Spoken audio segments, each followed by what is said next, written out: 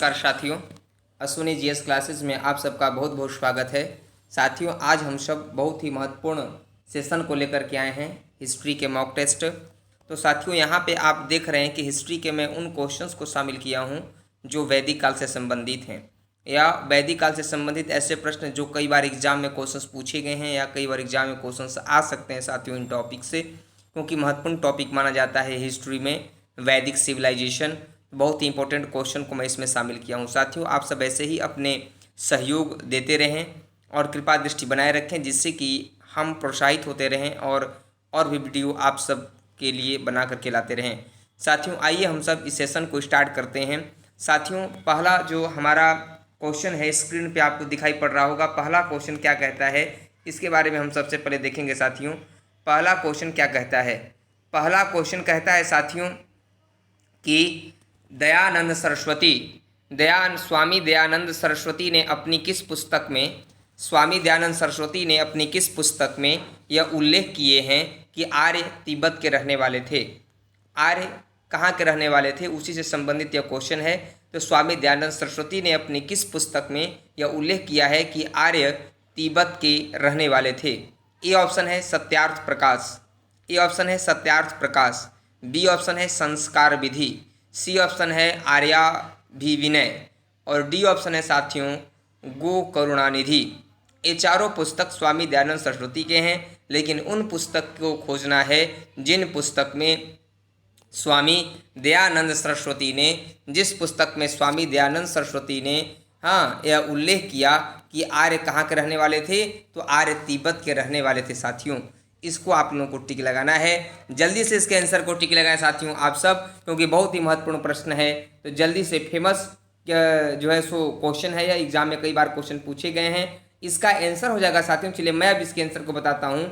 इसका आंसर जो होगा साथियों, इसका आंसर हो जाएगा, मैं आप लोगों को मैं भी बता दूँ, इसका आंसर हो जाएगा साथियों, क्या हो जाएगा? ए इसका आंसर हो जाएगा साथियों। क्या हो जाएगा? ए इसका आंसर हो जाएगा।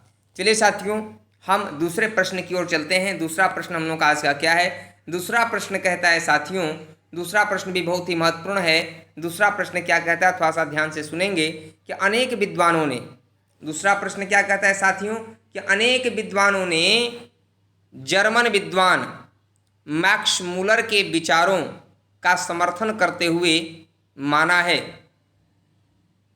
क्या क्वेश्चन है साथियों, फिर से देखेंगे। अनेक विद्वानों ने जर्मन विद्वान मैक्स मूलर के विचारों का समर्थन करते हुए कहाँ माना है? मतलब यहाँ पर सबसे महत्वपूर्ण प्रश्न यह है, कहाँ माना है, मतलब इनका उत्थान है ना। अनेक विद्वानों ने जर्मन विद्वान प्रोफेसर मैक्स मूलर के विचारों का समर्थन करते हुए आर्यों का निवास स्थान कहाँ माना है? तो आर्यों का निवास स्थान कहाँ माना है साथियों, इस चीज़ को आपको यहाँ पर समझना है। यहाँ पर साथियों हो जाएगा आर्यों का, क्या हो जाएगा साथियों? आर्यों का। किसका कहा जा रहा है साथियों? तो आर्यों का कहा जा रहा है ना, इस बात को आप लोग ध्यान देंगे। किसका कहा जा रहा है साथियों? आर्यों का।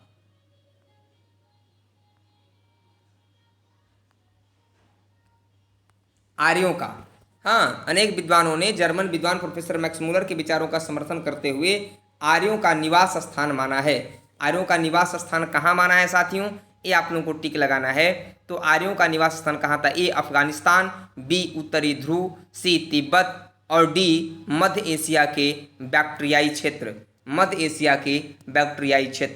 कहाँ पे निवास था साथियों, ये आप लोगों को टिक लगाना है। चलिए, तो अनेक विद्वानों ने जो समर्थन किया है साथियों इनका, इसका आंसर क्या हो जाएगा, जल्दी से आप लोग बताएंगे। इसका आंसर हो जाएगा साथियों डी हो जाएगा। मध्य एशिया में जो बैक्ट्रियाई रीजन था, जो पश्चिमी यूरोप था, तो उसी क्षेत्रों में साथियों पश्चिमी एशिया में ही साथियों इन लोगों का जो है क्या था, तो निवास स्थान था, है ना, जिसे यूरेशियाई क्षेत्र कहते हैं। क्या बोलते हैं साथियों? यूरेशियाई क्षेत्र कहते हैं। आइए हम सब तीसरे प्रश्न की ओर रुख करते हैं। तीसरा प्रश्न क्या कहता है? तीसरा प्रश्न कहता है साथियों, तीसरा प्रश्न को ध्यान से समझेंगे और इसके आंसर को बताने की कोशिश करेंगे। तीसरा क्वेश्चन क्या कहता है? तीसरा क्वेश्चन कहता है साथियों कि बोगाज कोई का अभिलेख एशिया माइनर, जो आधुनिक तुर्की में है, आधुनिक तुर्की से मिला है। इसमें दो कबीलों खत्ती और मितन्नी के बीच हुए संधि की सुरक्षा के लिए इनमें से किसे साक्षी नहीं बनाया गया? इनमें से किसे साक्षी नहीं बनाया गया? मतलब है कि जो एशिया बोगाज कोई का अभिलेख जो मिला है एशिया माइनर आधुनिक तुर्की क्षेत्र से, वहाँ पर दो कबीले थे, खत्ती और मितन्नी। उन दोनों के बीच में संधि हुआ था और उस संधि को साथियों देवताओं को साक्षी माना गया था। तो इनमें से किन देवता को साक्षी नहीं माना गया था साथियों? ऑप्शन दिया गया है मित्र, ए बी वरुण, सी नासत्य और डी साथियों ब्रह्मा। ये चार ऑप्शन है, जल्दी जल्दी टिक बनाएं कि किन भगवान को, किन देवता को साथियों क्या नहीं माना गया था, तो साक्षी नहीं माना गया था। तो इसका आंसर हो जाएगा साथियों, क्या हो जाएगा? इसका आंसर हो जाएगा साथियों डी। क्या हो जाएगा? डी, ब्रह्मा। ब्रह्मा को नहीं माना गया था। चार लोग थे, इंद्र, मित्र, वरुण, नासत्य। कौन थे? चार थे साथियों, इंद्रजीत भी थे। इंद्रजी भी थे यहाँ पर। कौन थे? इंद्र जी भी को शामिल किया गया था। मतलब मित्र, वरुण, नासत्य और इंद्र, ये चार लोग थे, लेकिन ब्रह्मा नहीं थे साथियों, ब्रह्मा नहीं थे। समझ गए? तो ए इसका आंसर हो जाएगा, डी इसमें हम टिक लगाएंगे। चलिए अगला प्रश्न साथियों हम देखते हैं क्या कहता है। अगला प्रश्न कहता है साथियों कि रावी नदी का प्राचीनतम नाम था। रावी नदी का प्राचीनतम नाम था। रावी नदी का प्राचीनतम नाम क्या था साथियों? आपके पास चार ऑप्शन दिए गए हैं। परुषणी, बी ऑप्शन है बिपाशा, सी ऑप्शन है शतुद्री और डी ऑप्शन है कुभा। रावी नदी का प्राचीनतम नाम क्या था? तो रावी नदी का प्राचीनतम नाम आपको चूज करना है। जल्दी से जल्दी आंसर कमेंट करें आप सब कि इसका आंसर क्या होगा साथियों। ये चार ऑप्शन आपके सामने दिए गए हैं। इसका आंसर क्या हो जाएगा साथियों? जल्दी से बताएंगे आप सब, इसका आंसर क्या होगा? इसका आंसर हो जाएगा साथियों, रावी का जो प्राचीनतम नाम था साथियों, रावी का प्राचीनतम नाम था आपका, क्या नाम था साथियों? तो रावी का प्राचीनतम नाम था परुषणी। नाम क्या था साथियों? परुषणी नाम था।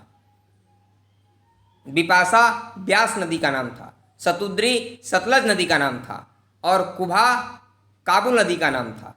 समझ गए? तो इसी तरह से प्राचीन काल में, वैदिक काल में जो वर्तमान की नदियां हैं उनका नाम अलग अलग था। तो यहाँ से भी क्वेश्चन एग्जाम में पूछे जाते हैं, इसलिए आप इस तरह के क्वेश्चन को भी याद रखेंगे साथियों। आइए हम सब बात करते हैं अगले क्वेश्चन की ओर रुख करते हैं कि अगला क्वेश्चन पांचवा है साथियों, आर्यों के सबसे पवित्र नदी को नदीतमा कहा गया है। यह पवित्र नदी कौन सी थी? आर्यों के सबसे पवित्र नदी को नदीतमा कहा जाता था, लेकिन वह पवित्र नदी कौन सी थी? ए रावी, बी परुषणी, सी सरस्वती और डी बितस्ता। कौन सी नदी थी साथियों? इन चार ऑप्शन में से आपको चूज करना है। जल्दी से इसके आंसर को बताएं कि नदीतमा किस नदी को कहा जाता था, जो एक आर्यों की पवित्र नदी मानी जाती थी। इसका आंसर हो जाएगा साथियों, इसका आंसर हो जाएगा सी। क्या हो जाएगा? सी साथियों, सरस्वती नदी थी वह। कौन सी नदी थी? सरस्वती नदी थी साथियों वह। आइए हम सब बात करते हैं अगले क्वेश्चन की ओर रुख करते हैं कि अगला क्वेश्चन क्या कहता है। अगला क्वेश्चन भी बहुत महत्वपूर्ण है साथियों कि ऋग्वेद के मंत्रों का उच्चारण करने वाले पुरोहित को कहा जाता था। ऋग्वेद के मंत्रों का उच्चारण करने वाले पुरोहित को कहा जाता था। क्या कहा जाता था? ए होता, बी उद्गाता, सी अध्वर्यु और डी ब्रह्मा। क्योंकि आप जानते हैं कि जो पहले यज्ञ यज्ञादि होते थे उनमें एक विशेष पुरोहित बुलाए जाते थे और वे विशेष पुरोहित ही यज्ञ के प्रमुख होते थे, जो मंत्रों का उच्चारण करके मंत्र यज्ञ को सफल बनाने में अपनी भूमिका निभाते थे। तो उन्हें क्या कहा जाता था साथियों? तो उन्हें कहा जाता था, चलिए चार ऑप्शन है आपके सामने, जल्दी से आंसर बताएं इसका आंसर क्या होगा? इसका आंसर होगा साथियों, चलिए मैं अब इसके आंसर को बताता हूं। आप लोग इसके आंसर को बता चुके होंगे, कुछ छोटा प्रश्न है, ज़्यादा समय भी नहीं लगना चाहिए। छोटे प्रश्न पे कम समय देने की आदत आपको बनाना होगा। तो इसका आंसर हो जाएगा साथियों, मैं बताता हूं, ए होता। क्या हो जाएगा साथियों? होता इसका आंसर हो जाएगा। आइए अब हम सब बात करते हैं। अगला प्रश्न हमारे स्क्रीन पर देखिए, यह है अगला प्रश्न, सातवां प्रश्न। अगला प्रश्न क्या कहता है कि ऋग्वेद के दो ब्राह्मण ग्रंथ कौन कौन से हैं? ऋग्वेद के दो ब्राह्मण ग्रंथ हैं साथियों, वे कौन कौन से ग्रंथ हैं? ऋग्वेद के 2 ब्राह्मण ग्रंथ हैं, तो 2 ब्राह्मण ग्रंथ कौन कौन से हैं? तो ऑप्शन दिया गया है साथियों, ए तांड्य और जैमिनीय, बी है ऐतरेय तथा कौशितकी, सी है गोपथ और शतपथ, और डी है इनमें से कोई नहीं। ऋग्वेद के 2 ब्राह्मण ग्रंथ कौन कौन से हैं? तांड्य और जैमिनीय, बी और ऐतरेय तथा कौशितकी, सी है गोपथ तथा शतपथ, और डी है इनमें से कोई नहीं।